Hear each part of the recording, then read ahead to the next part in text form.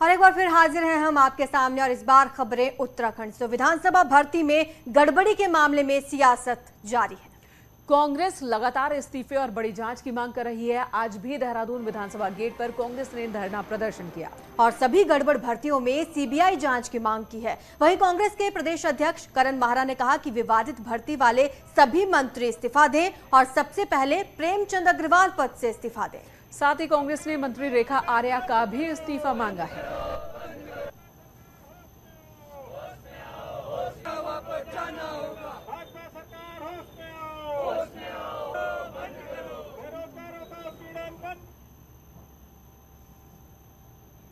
हालांकि गड़बड़ी कांग्रेस के शासन के दौरान भी हुई थी, लेकिन उसके लिए माफी मांगी जा रही है कांग्रेस नेताओं की ओर से, लेकिन बीजेपी नेताओं पर कार्रवाई की मांग हो रही है।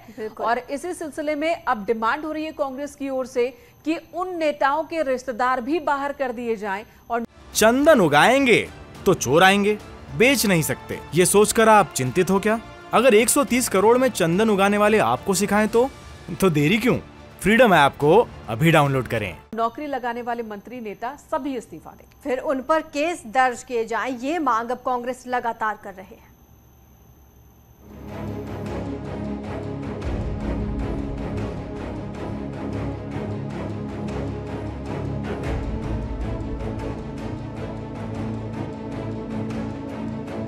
विधानसभा में गड़बड़ भर्तियों पर प्रेमचंद अग्रवाल के कबूलनामे ने सियासी भूचाल ला दिया है और भर्तियों को रद्द करने से पहले प्रेमचंद अग्रवाल के इस्तीफे की मांग हो रही है। शुक्रवार को सियासी पारा हाई रहा।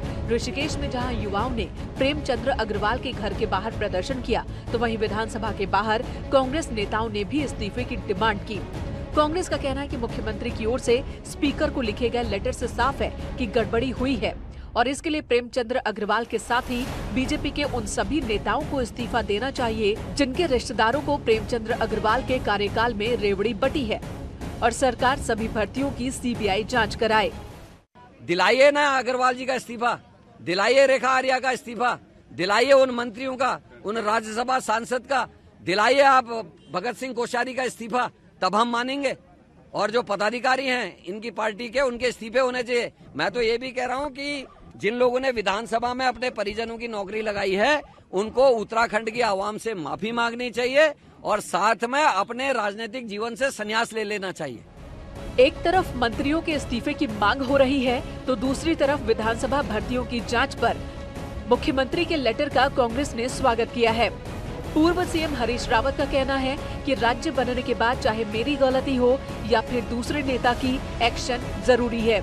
वहीं इस्तीफे पर बीजेपी सीधे कुछ नहीं कह रही। मैं कह रहा हूँ किसी का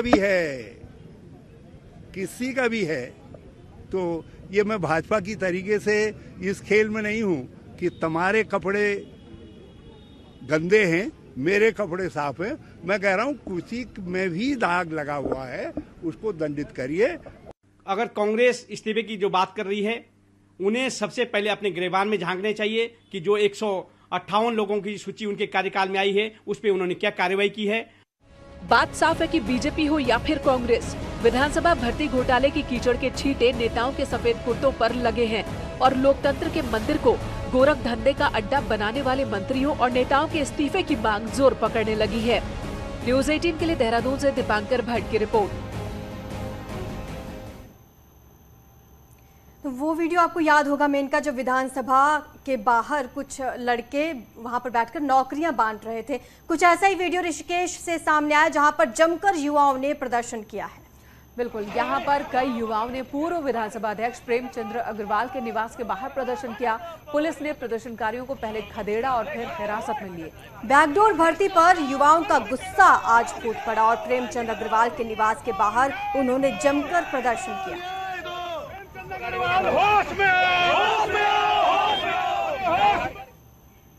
नहीं, मंत्री जी निजी आवास में ही रहते हैं और विधानसभा से बाहर जो शासकीय और राजधानी में मिलता है, राजधानी दूर है और वो हमारे विधायक भी हैं, तो हम एज अ विधायक उनका घेराव करने गए थे, जो कि कहीं ना कहीं लोकतांत्रिक। मंत्री जी के निजी आवास को घेरने की योजना बनाई थी, जिसके बारे में आह्वान भी किया था, जो एकदम से अवैध है। किसी के निजी आवास को घेराव नहीं किया जा सकता।